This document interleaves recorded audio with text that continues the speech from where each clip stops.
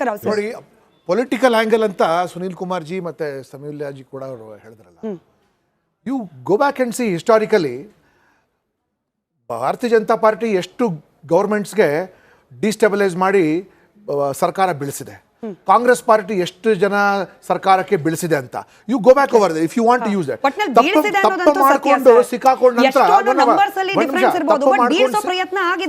ತಪ್ಪು ಮಾಡಿ ಸಿಕ್ಕಾಕೊಂಡ ನಂತರ ನೀವು you are using that corruption save ಮಾಡುದು. ನೀವೇ ಎಕ್ಸಾಮಿನ್ ಮಾಡಿ ನೋಡಿ, ಭಾರತೀಯ ಜನತಾ ಪಾರ್ಟಿ ಯಾವ್ದಾದ್ರು ಸರ್ಕಾರಕ್ಕೆ ಡಿಸ್ಮಿಸ್ ಮಾಡಿದ್ಯಾ, ಯಾವ್ದಾದ್ರು ಮಾಡಿದ್ಯಾ ಇದುವರೆಗೂ? ಯಾವ್ದಾದ್ರು have you used any emergency power? ಎಲ್ಲ ನಮ್ಮ ಕಡೆ ಮಾಡಿ. ಕಾಂಗ್ರೆಸ್ ಪಾರ್ಟಿ ಎಷ್ಟು ಕಡೆ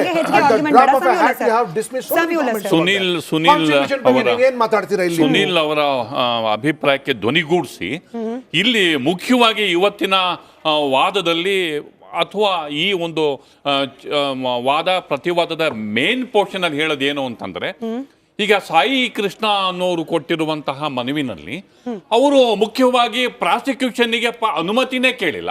ಹೌದು, ಅವರು ಸಿಎಂನೇ ವಜಾ ಮಾಡಿ ಅಂತ ಅವರು ಸಿಬಿಐ ಎಂಕ್ವೈರಿ ಕೇಳಿದ್ದಾರೆ. ಆಮೇಲೆ ಸಿಬಿಐ ಮುಖ್ಯಮಂತ್ರಿನ ವಜಾ ಮಾಡೋದಕ್ಕೆ ನೀವು ಕ್ರಮ ಕೈಗೊಳ್ಳಿ, ಸಿಬಿಐ ಎಂಕ್ವೈರಿಗೆ ಕ್ರಮ ಕೈಗೊಳ್ಳಿ ಅಂತ ಕೇಳ್ತಾರೆ. ಆ ಲೆಟರ್ನ ಬೇಸ್ ಮಾಡ್ಕೊಂಡು ನೀವು ಪ್ರಾಸಿಕ್ಯೂಷನ್ಗೆ ಪರ್ಮಿಷನ್ ಹೆಂಗ್ ಕೊಟ್ರಿ ಅಂತ.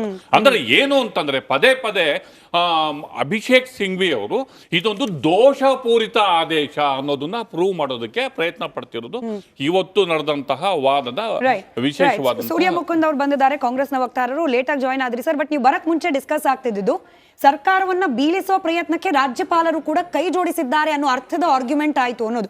ನಿಮ್ ಇನ್ಪುಟ್ ಹೇಳ್ಬಿಡಿ, ಆಮೇಲೆ ನನ್ನ ಪ್ರಶ್ನೆ ಕೇಳ್ತೀನಿ. ಈಗ ಅದನ್ನ ಪೊಲಿಟಿಕಲ್ ಆಗಿ ನೋಡೋದಾದ್ರೆ ರಾಜ್ಯಪಾಲರನ್ನ ಬಳಸ್ಕೊಂಡು ಒಂದು ಇದನ್ನ ಸೃಷ್ಟಿ ಮಾಡ್ಬೋದು. ಏನು ಅಂದರೆ, ಸಿದ್ದರಾಮಯ್ಯ ಅವ್ರ ವಿರುದ್ಧ ಸ್ಯಾಂಕ್ಷನ್ ಕೊಟ್ಬಿಟ್ಟಿದ್ದಾರೆ, PCR ದಾಖಲಾಗ್ಬಿಟ್ಟಿದೆ, FIR ಆಗ್ಬಿಡುತ್ತೆ, ರಾಜೀನಾಮೆ ಕೊಡ್ತಾರೆ. ಈ ಆತಂಕವನ್ನು ಸೃಷ್ಟಿ ಮಾಡೋದ್ರ ಮುಖಾಂತರ ಏನು ಮಾಡ್ತಾರೆ ಇವರು. ಮೊನ್ನೆ ನಮ್ಮ ಮಂಡ್ಯ ಶಾಸಕರು ರವಿಕುಮಾರ್ ಗೌಡ್ರು ಕೂಡ ಹೇಳಿದ್ರು 100 ಕೋಟಿ ರೂಪಾಯಿ ಆಫರ್ ಇಟ್ಕೊಂಡಿದ್ದಾರೆ ಅಂತ. ಸೊ ಇದು BJPಯ ಒಂದು ಇತಿಹಾಸವನ್ನು ತೆಗೆದು ನೋಡಿದ್ರೆ ಅದನ್ನ ಮಾಡ್ಕೊಂಡು ಬಂದಿದ್ದಾರೆ ಅವರು. ಸೊ ಎಲ್ಲೂ ಕೂಡ ಗೌರ್ಮೆಂಟ್ ರನ್ ಆಗ್ತಾ ಇಲ್ಲ, ಯಾವುದೋ ಅಭಿವೃದ್ಧಿ ಕೆಲಸಗಳಾಗ್ತಾ ಇಲ್ಲ, CM ಗೊಂದಲದಲ್ಲಿದ್ದಾರೆ, ಅವ್ರು ಮುಖ್ಯಮಂತ್ರಿ ಸ್ಥಾನದಲ್ಲಿ ಇರಲ್ಲ. ಈ ರೀತಿಯಾದಂಥ ಒಂದು ಇದನ್ನ ಕಾನ್ಸ್ಪಿರಸಿಗಳನ್ನ ಹುಟ್ಟಾಕಿ ಜನರ ಮೈಂಡಲ್ಲಿ ಒಂದು ಗೊಂದಲ ಮೂಡಿಸಿ ಇದು ಟೋಟಲಿ ಸ್ತಬ್ಧ ಆಗೋಗಿದೆ ಸರ್ಕಾರ ಅನ್ನೋ ಇದನ್ನ ಮಾಡಕ್ ಹೋಗ್ತಾರೆ.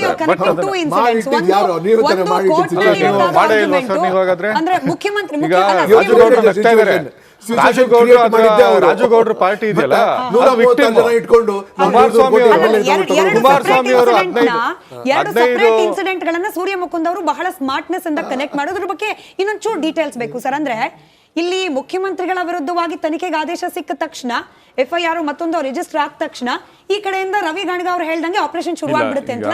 FIR ಇನ್ನೂ ರಿಜಿಸ್ಟರ್ ಮಾಡಿಲ್ಲ, ಯಾಕಂದ್ರೆ ಕೋರ್ಟ್ ಕೆಳಗಡೆ ಆದ್ರೂ ಕೂಡ FIR ಆದ್ರೂ ಕೂಡ ಅದೇನು CM ರಾಜೀನಾಮೆ ಕೊಡುವಂತ ಅವಶ್ಯಕತೆ ಏನಿಲ್ಲ ಈ ಪ್ರಕರಣದಲ್ಲಿ. ಯಾಕಂದ್ರೆ ಅದನ್ನ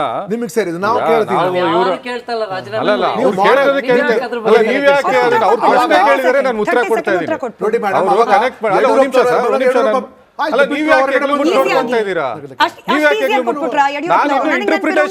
ಇನ್ನು ಈ ತರ ಆಗ್ಬೋದೇನೋ, ಈ ತರ ಮಾಡ್ತಾ ಇರ್ಬೋದು, ನೀವ್ ಯಾಕೆ ಅಷ್ಟೊಂದು ನಾನು ಕಳ್ಳ ಅಂತಾನೆ ಹೇಳಿಲ್ಲ, ಆಗ್ಲೇ ನೀವು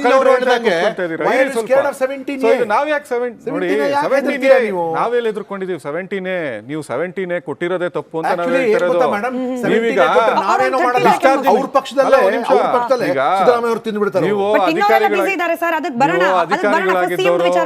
ನೀವು ಕಮಿಷನರ್ ಆಗಿದ್ದವರು ನಿಮ್ಗೆಲ್ಲ ಗೊತ್ತಿರ್ತದೆ. ಅದನ್ನ ಯಾವ್ಯಾವ ರೀತಿ ಇನ್ವೆಸ್ಟಿಗೇಷನ್ಸ್ ಮಾಡಿರ್ತೀರಾ, ಏನೇನ್ ಮಾಡಿರ್ತೀರಾ ಅಂತ ನಿಮ್ಗೆ ಗೊತ್ತಿರುತ್ತೆ. ಸೊ ಈಗ ನೀವು ಪೊಲಿಟಿಷಿಯನ್ ಆಗಿ ಈಗ ಮಾತಾಡಿದ್ರೆ ಆಗಲ್ಲ. IPS is IPS, retired IPS, change ಆಗಲ್ಲ. ಮಾತಾಡೋಣ, ರಾಜ್ಯಪಾಲರನ್ನ ಬಳಸಿಕೊಂಡು ಸರ್ಕಾರ ಡಿಸ್ಟೆಬಲೈಸ್ ಮಾಡೋ ಪ್ರಯತ್ನ ಆಗ್ತಿದೆ. ಇದೇನಂದ್ರೆ ಒಂದು ಪರ್ಸೆಪ್ಷನ್ ಬಿಲ್ಡ್ ಮಾಡೋದು.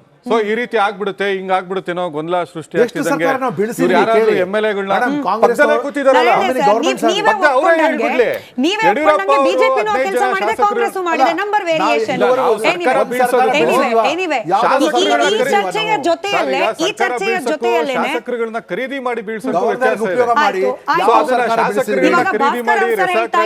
ಕಾಂಗ್ರೆಸ್ ಪಕ್ಷದಲ್ಲೇನೆ ಕೆಲವರು ಕಾಯ್ಕೊಂಡಿದ್ದಾರೆ ಮುಖ್ಯಮಂತ್ರಿ ಪದವಿಯಿಂದ ಸಿದ್ದರಾಮಯ್ಯನವ್ರು ಪಕ್ಕಕ್ಕೆ ಸರಿಲಿ ಅಂತ ಹೇಳಿ. ಬಟ್ ಅವರು ಬಿಸಿ ಇದ್ದಾರಪ್ಪ. ಇವತ್ತು 2ನೇ ಬ್ರೇಕಿಂಗ್ ಪ್ಲೇ ಮಾಡಿ ಡಿಸಿಎಂ ಡಿ ಕೆ ಶಿವಕುಮಾರ್ ಅವ್ರೇನ್ ಆರಾಮಾಗಿದ್ರ? ಇದನ್ನ ಶುರುವಲ್ಲಿ ಕೋರ್ಟ್ ಇವತ್ತು ಹೈಕೋರ್ಟ್ ನ ವಿಭಾಗೀಯ ಪೀಠ ಆದೇಶವನ್ನ ಹೊರಡಿಸಿದಾಗ ನಾವೆಲ್ಲರೂ ಕೂಡ ಬಿಗ್ ರಿಲೀಫ್ ಅಂತ ಅನ್ಕೊಂಡಿದ್ವಿ. ಬಟ್ ಅಲ್ಲ, ಕ್ಲಿಯರ್ ಆದೇಶ ಹೊರಗೆ ಬಂದ ನಂತರದಲ್ಲಿ ಗೊತ್ತಾಯ್ತು ಇದು ರಿಲೀಫು ಅಲ್ಲ, ಇಲ್ಲಾಗಲ್ಲ, ಮುಂದೆ ಹೋಗಿ ಅಂತ ಹೇಳಿದೆ. ಸುಪ್ರೀಂ ಕೋರ್ಟಿಗೆ ಹೋಗಿ ಈ ಪ್ರಕರಣ ಹೈಕೋರ್ಟ್ ನ ವ್ಯಾಪ್ತಿಗೆ ಬರೋದಿಲ್ಲ, ಸುಪ್ರೀಂ ಕೋರ್ಟ್ ನಲ್ಲಿ ಇದರ ವಿಚಾರಣೆ ಆಗ್ಬೇಕು, ಅಲ್ಲಿಗೆ ರಿಲೀಫ್ ಅಲ್ಲ. ಇದು ರಿಲೀಫಾ ಟೆನ್ಷನ್ ಡಬಲ್ ಅಲ್ಲಿರೋದು ಪ್ರಶ್ನೆ. ಪ್ರಕರಣ ಸುಪ್ರೀಂ ಕೋರ್ಟ್ ಅಂಗಳಕ್ಕೆ ತಲುಪೋ ಎಲ್ಲಾ ಸಾಧ್ಯತೆ. ಯತ್ನಾಳ್ ಅವರು ಟ್ವೀಟ್ ಮಾಡಿದ್ದಾರೆ, ಅದನ್ನ ನಿಮ್ಮ ಮುಂದೆ ತೋರಿಸ್ತೀವಿ ಕೂಡ. ನಾವು ಹೋಗ್ತೀವಿ, ಸುಪ್ರೀಂ ಕೋರ್ಟಿಗೆ ಹೋಗ್ತೀವಿ ಅಂತ ಹೇಳಿದ್ದಾರೆ ಯತ್ನಾಳ್ ಅವರು. ಇನ್ನು ಸುಪ್ರೀಂ ಕೋರ್ಟ್ ಮೆಟ್ಟಿಲೇರಿದ್ರೆ ಲಾಕ್ ಆಗ್ತಾರ ಡಿ ಕೆ ಶಿವಕುಮಾರ್? ಯತ್ನಾಳ್ ಅವರ ಟ್ವೀಟ್ ಅನ್ನ ತೋರಿಸಿ ಸ್ಕ್ರೀನ್ ಮೇಲೆ. ಹೇಳಿದ್ದಾರೆ, ಆಯ್ತು, ಹೈಕೋರ್ಟ್ನ ಆದೇಶವನ್ನ ನಾವು ಪರಿಗಣಿಸ್ತೇವೆ, ಸುಪ್ರೀಂ ಕೋರ್ಟ್ ಹೋಗಕ್ಕೆ ನಾವು ರೆಡಿ ಇದ್ದೀವಿ. ಇದು ಯತ್ನಾಳ್ ಅವರ ಟ್ವೀಟ್. ಇದೇನಿವೆ ಪಕ್ಕದಲ್ಲಿ ಒಂದು ವಿಂಡೋದಲ್ಲಿ ಹೋಗ್ತಾ ಇರುತ್ತೆ. ಡಿ ಕೆ ಶಿವಕುಮಾರ್ ಅವರು ಈ ಬಗ್ಗೆ ಒಂದು ಸುದೀರ್ಘವಾದ ರಿಯಾಕ್ಷನ್ ಕೊಟ್ಟರು. ಅಂದ್ರೆ ಸುಪ್ರೀಂ ಕೋರ್ಟ್ನ ಆದೇಶದ ಬಗ್ಗೆ, ಅದನ್ನ ಆಮೇಲೆ ಪ್ಲೇ ಮಾಡ್ತೀವಿ. ಬಟ್ ಒಂದು ಲೂಪ್ ಬೈಟ್ ಇದೆ. ಡಿ ಕೆ ಶಿವಕುಮಾರ್ ಅವರು ಹೇಳಿದ ಒಂದು ಮತ್ತೊಂದು ಇಂಟ್ರೆಸ್ಟಿಂಗ್ ಹೇಳಿಕೆ ಇದೆ, ಅದನ್ನ ಪ್ಲೇ ಮಾಡಿ ಫಸ್ಟಿಗೆ.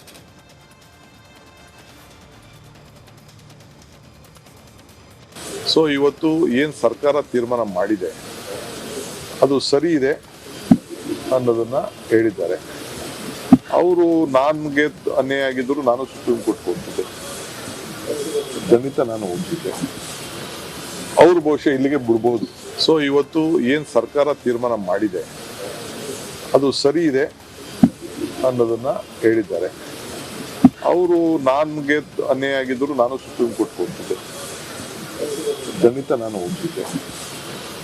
ಅವ್ರು ಬಹುಶಃ ಇಲ್ಲಿಗೆ ಬಿಡ್ಬೋದು. ಸೊ ಇವತ್ತು ಸಂಬಂಧಪಟ್ಟಂತೆ ರಾಜಕೀಯ ವಿಶ್ಲೇಷಣೆ ಚರ್ಚೆಗೆ ಇಳಿಯೋಕ್ ಮುಂಚೆ ನಾನು ಸುನೀಲ್ ಕುಮಾರ್ ಸರ್ ಹತ್ರ ಪ್ರಶ್ನೆ ಕೇಳ್ತೀನಿ. ಸರ್, ಡಿ ಕೆ ಶಿವಕುಮಾರ್ ಅವರ ಬೈಟ್ ನೀವು ಗಮನಿಸ್ಕೊಂಡಿರಿ, ಅವರ ಪ್ರತಿಕ್ರಿಯೆಯನ್ನ. ಸರ್ಕಾರದ ನಿರ್ಧಾರ ಸರಿ ಅಂತ ಹೇಳಿ ಕೋರ್ಟ್ ಹೇಳಿದೆ. ಎಲ್ಲಿ ಹೇಳಿದೆ ಸರ್? ಕೋರ್ಟ್ ಹೇಳಿರೋದು ನಾನು ಗಮನಿಸ್ದಂಗೆ, ತಪ್ಪಿದ್ರೆ ನೀವು ತಿದ್ದಿ, ನಮ್ಮ ವ್ಯಾಪ್ತಿಗೆ ಬರೋದಿಲ್ಲ, ಹಿಂಗಾಗಿದೆ, ನೀವು ಸುಪ್ರೀಂ ಕೋರ್ಟಿಗೆ ಕೊಂಡೊಯ್ರಿ ಅಂತ ಹೇಳಿ. ಸರ್ಕಾರ CBI ನಿಂದ ಕಿತ್ತು ಅದನ್ನ ಲೋಕಾಯುಕ್ತ ಕೊಟ್ಟಿದ್ದು ಸರಿ ಇದೆ ಅಂತ ಹೇಳಿ ಎಲ್ಲಿ ಹೇಳ್ತು ಕೋರ್ಟು?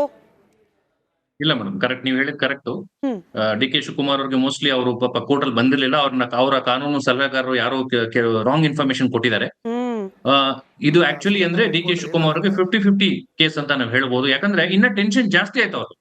ಒಂದು ಪಕ್ಷ ನಮ್ಮ ಹೈಕೋರ್ಟ್ ಏನಾದ್ರು ಡಿ ಕೆ ಶಿವಕುಮಾರ್ ಅವ್ರ ಪ್ರಕರಣವನ್ನ ಸುದೀರ್ಘವಾಗಿ ಅದನ್ನ ಜಜ್ಮೆಂಟ್ ಅನ್ನು ಕೊಟ್ಟು ರಾಜ್ಯ ಸರ್ಕಾರ ಕನ್ಸೆಂಟ್ ನ ವಿಡ್ರಾ ಮಾಡ್ಕೊಂಡಿದ್ದು ಸರಿ ಇದೆ ಅಂತ ಏನಾದ್ರು ಒಂದು ತೀರ್ಪು ಕೊಟ್ಟಿದ್ರೆ ಅವ್ರಿಗೊಂದು ಅತಿ ದೊಡ್ಡ ಮೋರಲ್ ವಿಕ್ಟರಿ ಆಗ್ತಿತ್ತು.